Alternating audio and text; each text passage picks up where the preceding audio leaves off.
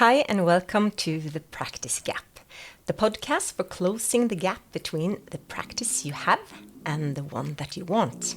I'm Elizabeth, a chiropractor, a business owner, coach and entrepreneur on a mission to help you move from frustration and overwhelm to clarity, focus and joy in practice. Hi and welcome to the studio, or remotely, Dorte Bladt, who's a Danish chiropractor who works in Australia. Could you please tell the audience a little bit about yourself?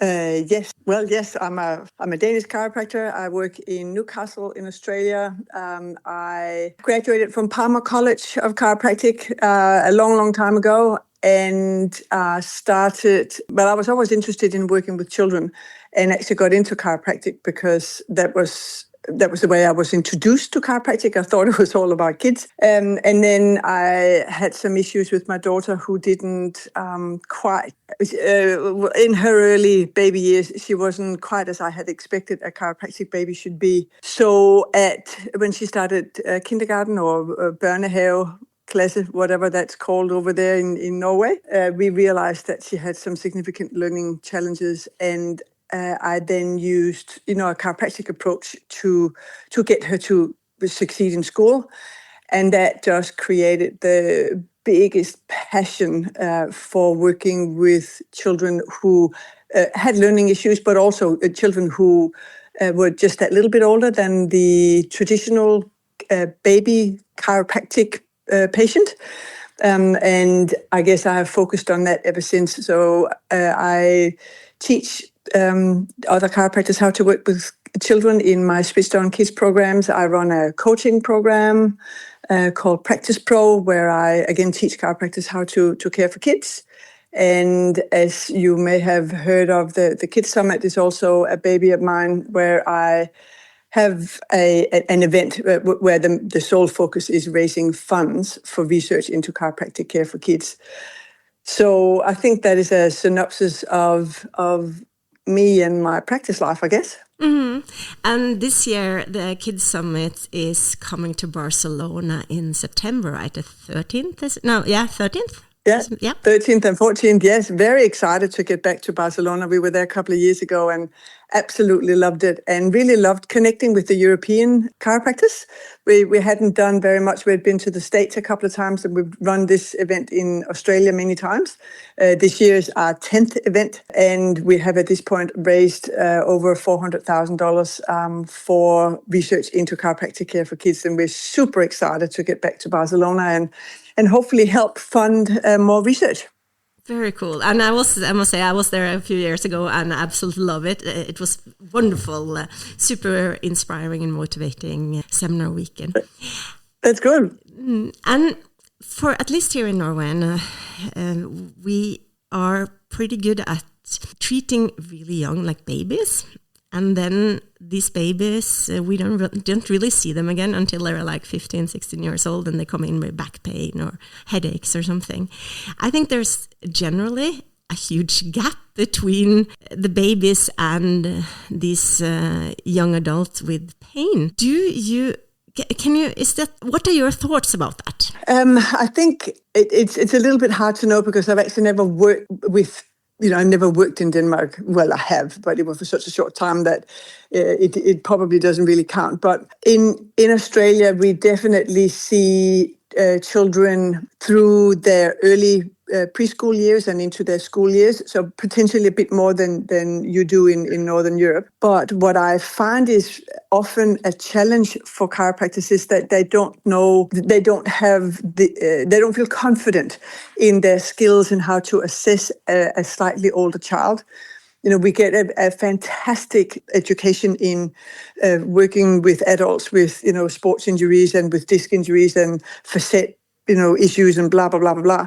But you will not have a 7-year-old. It is very, very unlikely to have a 7-year-old that comes in with a positive straight leg raise or, that has issues with, wear and tear type chronic issues that we would see in an adult. And they obviously are very, very different. You can't do a pull to sit test, and their tummy time is quite good.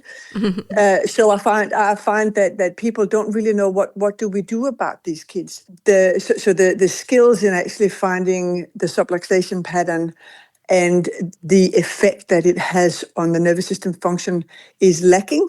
And that was, as I said, when I was talking about my early life, in my early experience in children, that was very much what I found myself. My children had been adjusted since birth on a fairly regular basis, but I didn't really own the skills to figure out what was I missing with my daughter. So that took, some research, and there are some wonderful tests. I mean, and many of you will know how to test for a retained primitive reflex, and you will know how to test for a cerebellar dysfunction, and you will know how to test for, a sensory processing type of challenge. And those are the tests that we need to correlate with the subluxation pattern. And I think if we would take the time to take further education and learn confidently how to deal with these kids, we would prevent an awful lot of, one thing is back pain, but also challenges at school, challenges with sleep, challenges with behavior, because we know that each developmental milestone is built on the one before. And we end up with a certain behavior pattern, a certain movement pattern in young adults when we start seeing them with back pain or headaches or whatever. But that could have been picked up potentially in a 10-year-old, in a 5-year-old, in a 2-year-old. And I actually think we need to get better at catching these kids early and prevent challenges later in life. So what I hear you say is, even though you don't have, if I'm a chiropractor and I don't have huge experience in treating younger children and younger adults, I would have some of the basic skills. I just wouldn't know how to apply it on the child. Is that correct? Exactly. Yeah. Exactly. Yeah. So many of this, they obviously have to be modified a little bit. But yes, absolutely. We know a lot. We just need to target it to the correct age group, and then, as I say, translate it into a care plan that is user friendly for a younger person. Yeah. So if our vision and our ambition is to really impact the future generations, we need to work with the kids, right? Well, as far as I'm concerned, yes, the children are the key to our future. And I also think that it's a key to our future as a profession, because the back pain market is being challenged in all sorts of directions. And we know that there's lots of preventative issues we can have through exercise, and, the physiotherapists are doing a wonderful job of helping. And I'm not saying that chiropractic is not good. Hang on, that's not at all what I'm saying. But I am saying that the marketplace is getting quite squeezed. So it might be good for us to have alternative skills to use, as well as taking care of the adults that still will need our care. So it's kind of what you usually call it's a blue ocean market. It's a market that hasn't really been tapped in. We have so much potential there to help all this. Yeah, absolutely. A big... I mean, if we say from 1 to 15 or 1 to 20 years old, that's basically between 15 and 20% of the population, something like that. That hasn't really. Yes. Or we have big potentials. Yes. Yeah. If you see that, okay, so if I'm a newly educated chiropractor, I've been out of school for a couple of years, I never really worked with kids, and I'm a little bit afraid. What would you tell me to motivate me to get into this treating children? So you're saying that I already have some skills? Yeah, I have say that I've been working for maybe 3 years, and I just had a normal, I've seen headache patients and back pain symptoms, but a completely ordinary chiropractic practice, very few children. Yeah. Well, what I would do is, obviously immerse yourself in learning the skills from a theoretical perspective, and go to your weekend courses and do enough to that you think, oh, okay, well, I've got a handle on this. And then I think it's actually quite simple. It goes hand in hand. I would connect with friends and siblings and neighbors and volunteer my services, both from a professional getting hands-on children, but also in a how do I communicate with a 7-year-old? What can I say? What can I do? What sort of silly jokes do I need to have? Because at the end of the day, the 7-year-old is not going to come in and just lie down and, well, some will, but most will not just come in and lie down on the bed and okay, turn over and do this and do that. They require, an interaction that's a bit more fun and a bit more lively, and you might have to encourage the rest of the family maybe to get adjusted first because they might be a little bit scared. But when you actually are around children, you know how to target your behavior to make a 7-year-old or 5-year-old or 15-year-old feel a bit more comfortable. And it's quite different for those different age groups. And then for actually the professional side of things, it's quite easy to ask the current practice members, so when did your child last get checked? When did they last have an adjustment? And then they will likely say, oh, well, they don't have any back pain. They've never been checked. And then you turn around if you're trying to build your practice and say, oh, really? Oh, but I would, I think that is, crazy or that's silly or let's do something about that. And then maybe offer, not necessarily a complimentary check or anything, but to say, you know what, next time bring them in and let me just have a quick look and to see how their nervous system is working, how their bodies are working. Don't get stuck in symptoms because you're going to talk yourself into a corner when you're talking symptoms. From an evidence point of view, we don't have a lot of research yet that links the care that we provide with learning issues or anything. But if you just want to check their spines and then you can have the conversation about how does the nervous system work, how is the spine involved in making sure the nervous system is working well, and then potentially take the conversation to the next step of, well, I would recommend that we do a proper check, and then you book them in and do a full assessment and potentially some work. Say that I'm a patient of yours. I have a 7-year-old daughter who I'm taking her to see you. How, based on what you said, what would you tell me as a parent that you actually do? How I would give them an adjustment? No, I'm thinking see if I'm the mother and I'm you've done something that's actually I want to take the child to you and bring them in. Like if I'm a patient, what do you actually tell me? So my conversation would have developed over a period of time. I know we all have different sort of philosophies with regards to what we do, but my take on chiropractic is that I look at how the nervous system is functioning. And if there's something subluxated, if there's something not working in the spine, it may interfere with the way the nervous system is working. And I would explain that means that, the brain doesn't receive the best information from the body and it doesn't send the best information back. So I would have had that conversation over, a period of time, explaining to the mom, okay, and that's why blah, blah, blah, blah, blah happens with you. So let's just say that mom says, well, my daughter, I'm wondering whether I should bring her in. What I would explain is, so what we would do is, check your daughter's spine. Again, what I'm looking for is potential interference to the nervous system. Now, the nervous system, sends messages between the brain and the body. So we would look at, for example, how does your child balance? If the child has an issue with balance, it could mean that the information from one foot doesn't travel as fast to the brain as it does on the other side. So therefore, they get a little bit more wobbly on the left rather than the right. Now, what that means is that there's different stimulation to the brain. If there's different stimulation to the brain, that can have detrimental effect over time because it means that the brain on one side potentially doesn't develop as well as it could on one side compared to the other. So what I would check for is whether this is happening in your daughter. Does that make sense? That makes perfect sense. And also good analogies with the message traveling from the foot. I like that one.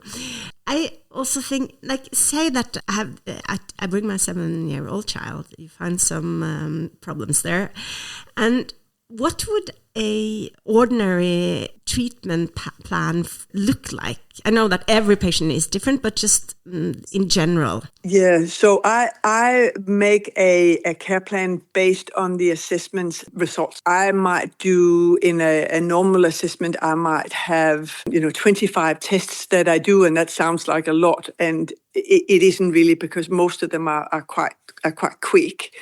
But let's just say that I have done 25 tests and there is, 20 of them that are not working well. So I know that that's a nervous system that is under a significant stress. I would, in that case, come up with a plan that would be, twice a week for a period of time, and then it'll be once, followed by a reassessment, and then once a week for a period of time, and then, going down in sequence. But each change in care would be preceded by a reassessment. So I basically have an idea of how well the nervous system is improving. Now, that when I'm talking about this particular case, I just have to say, it's a little bit hard when we're talking theory here. Mm-hmm. Someone that comes in to me that has 20 tests out of the 25 that are not functioning well would be a child that is on the autistic spectrum. It would be a child that has significant learning delay. It would be a child that has quite significant sensory processing issues. So it's not the average little Joe Blow that has just fallen while she was playing soccer in the backfield, because that child is obviously very different. That child may have, they might have landed on their sacrum, and it might be a question of more acute care. But I base it on my test results, because I'm looking at, as well as I can, on nervous system function rather than symptoms. And I want to include enough time for the nervous system to heal. And I have this conversation. I run my Switched On Kids and Switched On Baby seminars in Denmark quite frequently. And I don't know how it is in Norway, but I imagine it's probably fairly similar, where you have quite a limited time frame to fix things in. And I feel that limits the effect you have on the nervous system function. It tends to be more of a physical function. Yes, you might release, if there's a facet, I can never remember what the heck you call them, but I'd call them a subluxation. You can loosen something in the spine, and that loosens quite quickly. But if you're actually trying to make a change in the way the nervous system functions, you have to follow up and make sure that the nervous system actually improves over time. And I think that's a lot of where the fear among a lot of colleagues are to take on patients that are actually need to follow up. I feel there is even within the profession and also within the people using us, it's like, it's quick fixes, and then and we are just so scared of taking on chronic cases, and also these people, like children, and also things that need to continuously monitor and follow up, and that we are doing something. We're not doing a job if we need to follow them up. We're not, Yeah, we're not having the impact that I'm saying that we are having if we give a couple of adjustments and then let them go. If we're looking to change a developmental trajectory, we need to stay fairly involved in adjusting and assessing, and I think also recognize that the adjustments themselves they have to be within the limitation of the child's nervous system. Mm-hmm. It is very easy to overpower a young person's nervous system, in which case they will have the spinal release, but they will not actually get the improvement in the nervous system. The system shuts down. And I think we sometimes forget that it is too easy to do a lot. We don't want to do too much. We want to do just enough to that they get the optimum healing, and then stop and let the body do the work by itself. So less is more. Yeah, less is more, absolutely. Okay, say that my 7-year-old, she has 6 out of 25 issues. Yeah. Would you share those issues, like patient communication wise? Would you say like, okay, she can only stay on one, like, would you share the checklist in a way, or no, only if mom asks. And I think that that's a very important piece of information that I feel is essential to think through when you're setting up your practice and your procedures. What is it that you want the person to remember when they leave? For me, what is important for them is that there is nervous system interference, that chiropractic via gentle adjustments can help, and that there are some things that we need to do at home. That's sort of the main things I want them to know. So if they come in and say, oh, okay, well, I noticed this. Yes, I'm very happy to explain. Okay, well, it was the ATNR on the right, and it was whatever dysdiadochonesia on the left. Blah blah blah. If that's what they're interested in, but I will only say that if they ask me, because I mean, even with you, it's like no, I'm not saying you don't know what I mean, but it's like this. Now you're starting to focus on the dysdiago. What does that mean, and what effect does that have? Then you spend the next half hour trying to explain, how the cerebellum functions, and and you've lost them. They will not remember anything about what chiropractic is, and they will not be able to take the important input of yes, we can help. Because they get so lost in the details. So generally, no, I will not tell them the 6 tests. Perfect, thank you. So keep it simple, in other words. Yeah. I mean, what I will usually do, and that's one of the reasons, I suppose, is that I love the primitive reflexes. I will usually explain just very, very briefly what what a retained primitive. I won't say it's retained primitive reflex. I will just say there are signs that the bottom part of the brain has taken over, and the top part of the brain is not firing as well as it should. Now, and what we need to do is to make sure that we actually get the top part of the brain to fire as well as it can, so we can have proper, again, it's that whole thing. We want the information between the brain and the body to connect. We want them, traveling well, as evenly on side to side. And that whole knee-jerk response that a primitive reflex is, we need that to settle down, and they need to actually have much more adult brain working. I wouldn't use these words, but I'm just explaining that is probably something I will touch on, just so they know that I'm not a bone doctor. And I'm not a brain doctor either. I'm a nervous system connection. Yeah. Well, doctor, I suppose. Yeah. Connector. That sounds good. I like that. Yeah. Okay, so I'm back to being now a chiropractor who's been working for a couple of years. Why should I attend the Kids Summit? What can I expect to learn there? This year we have some absolutely incredible speakers coming from all over the world. Some experts that are actually paying their own way to come and present to you and to me, I suppose. We've got Martin Rosen coming from the States. He is an expert in pediatric chiropractic cranial work, and he will be sharing his 3 top cranial adjustments with the group. And one thing to remember is that we have a workshop session on Saturday afternoon, so we actually get to practice some of the things, some of the issues that the chiropractors will be sharing from the stage. So that'll be fantastic. That'll be really good.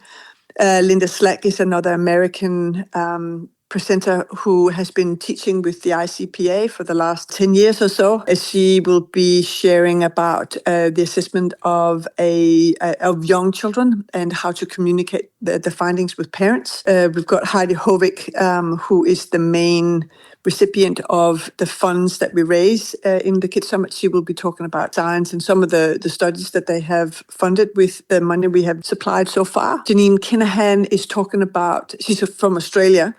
She's going to talk about the pelvic floor dysfunction in both children, as in bedwetting basically, and in postpartum. And she will do that from the SOT angle. So again, there will be some adjustments that she will teach. Julie Wren from Australia is teaching about, I think, VBAC, so vaginal birth after a cesarean. We've got Jennifer and Simon Floriani. They're locals. They live in Barcelona. and they're going to be talking about methylation. And I'm trying to remember, there's a particular supplement that they use that they're going to talk about, but they will basically look at vagal function and colic and the methylation cycle. Who else have we got? Kelly McLaughlin is coming from the UK, and she will be talking about baby assessment from memory. Who else have we got? That's a good question. There's heaps of amazing speakers. I am. It sounds talking great. Yeah, it sounds wonderful. I'm already super excited. Yeah, you should be. Yeah, it'll be great. Yeah. And last question here: if I'm a chiropractor and I don't know anything about treating children, can I still come? Should I still come? Do I know? You definitely should. Absolutely. It's a really good place to learn. There will be information for people who are just starting out, for people who are quite comfortable, and people who have been doing this for 35 years. So there are different angles and different levels of information, and there will definitely be skills to take home for Monday morning. So absolutely, yeah, brand new or an old hat, come along. Perfect. Thank you so much, Dorte, for taking the time to talk with us about the treatment of the little older children. It's my pleasure. Yeah. It was lovely to chat to you. Thank you. And then to the audience out there, we'll see you all in Barcelona.